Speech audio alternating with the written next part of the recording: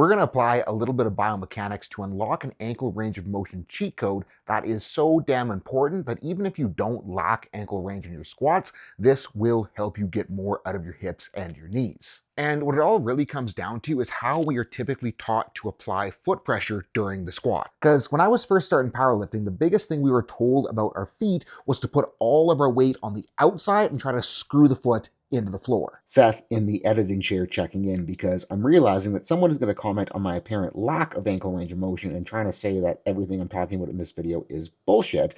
But here is the deal. Growing up racing motocross, I broke both my ankles, have hardware in both my ankles, tore my right Achilles, and getting my ankles to work well was a very arduous task. And as soon as I learned to apply what I am talking about here, I went from my ankles being a total shit show during squats to being able to get enough forward knee travel to make the thing work, even when I am stuck in flat shoes.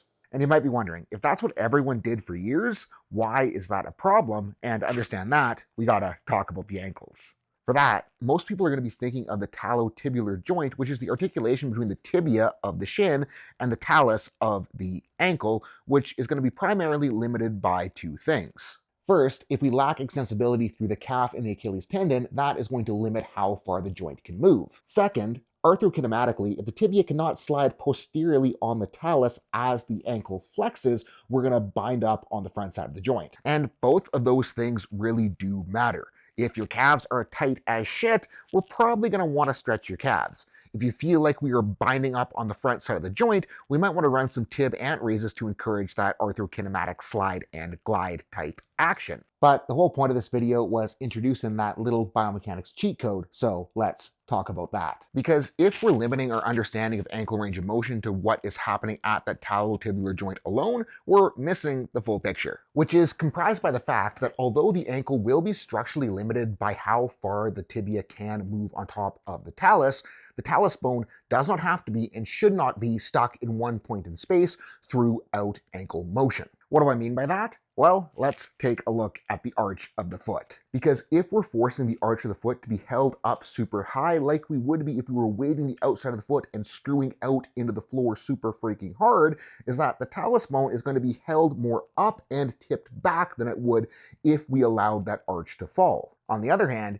if we allow controlled arch drop through the squat, that talus is going to tip forward, therefore allowing the tibia to translate further forward in relation to the foot. And that's how we're getting that nice bonus ankle range. Now, hold your horses, nerds, because I know somebody in the comment section is going to be pulling up this diagram and trying to argue about how allowing the arch to drop is going to create internal rotation and everything on top of that is going to suck. But here's the thing. Internal rotation is not the enemy, and if we facilitate internal rotation from the floor by allowing that arch to drop as we initiate our squat, some cool stuff starts to happen up the chain, starting with the knee, which flexes and extends off of what is called the screw home mechanism. Basically, to reach full knee extension, the tibia needs to rotate externally on the femur.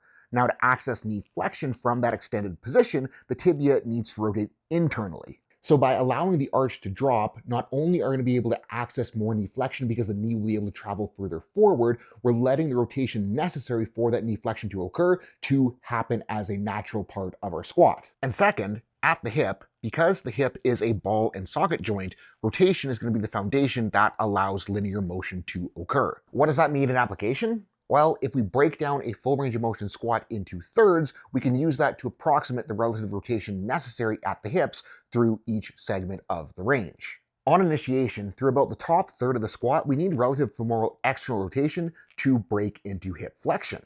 As we transition into the middle third of the range where powerlifting depth is going to happen, we need relative femoral IR to let the pelvis roll in between the femurs. And if we're going to bottom right out to only squat depth, which I sure as hell ain't going to be doing on the platform, we need to then roll externally again to make more room for us to drop into the very bottom. And hold on, gotta grab a root beer to finish this out. You're probably thinking right now that this sounds hella complicated, having to think about all of that rotation while you're squatting. But here's the thing.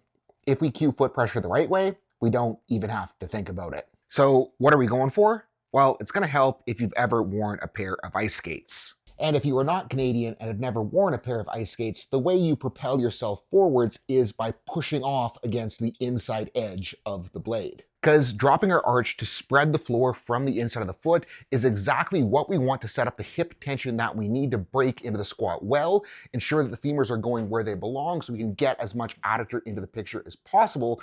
And because the arch is dropped, it's going to allow us to maximize the amount of forward knee travel that we can achieve. And the other really cool thing that happens with this cueing is if you are someone who is struggling with massive knee cave during your squat, all that is your femur moving to a more favorable leverage position for your strengths. And if we quit just trying to shove the knees out to infinity on the way down, we're not going to have them swing in as aggressively on the way up. But even if the inside foot pressure is theoretically letting us do a better job of actually using our adductors, if you do have massive knee cave, we might still need to put a pretty big focus on making adductors stronger. And if you do lack any semblance of control and flexibility through the arch of your foot, we're going to want to do something about that. And for that, I am grabbing a yoga block. I mean, any similar sized object can work. Miata just has like 47 of these in the house, so they're very easily accessible for me. If you do not have a yoga block, you can use like a phone book or something. Thinking about it, in this day and age, a yoga block might be easier to get your hands on than a phone book, but all we're going to do is plop that sucker on the floor, plant the front of our foot on it, drop our heel to the ground, lean forward till we get a little bit of a calf stretch. Then from there, we're going to try to flex the side of our calf to drive our ankle inwards, trying to drop the arch to the floor till we get a nice stretch through that arch. Then we're trying to flex the inside, pulling us back out of that stretch, and we're just going to rock back and forth until we get a nice pump on both sides of the calf. And another thing I like that drill for is if I got someone that's dealing with plantar fasciitis, using that to build both length and control of the arch of the foot can go a really long ways for making it feel better. But yeah, if your ankle range of motion sucks, obviously we do want to work on flexibility through the calf. Obviously, we do want to work at getting better at pulling into that flexion by training some tibialis anterior, but if we aren't already, working to gain control over the arch of your foot so you can deliberately drop it down as you squat is going to go a huge way into letting you get more out of the ankle range that you already have. Plus, it's going to make good things happen up the chain. And I can't even count how many lifters I've dealt with now that are putting weight on the outside of their foot, that feel like their knees are binding up, that feel like their hips are binding up, that there's a bunch of funky shit happening.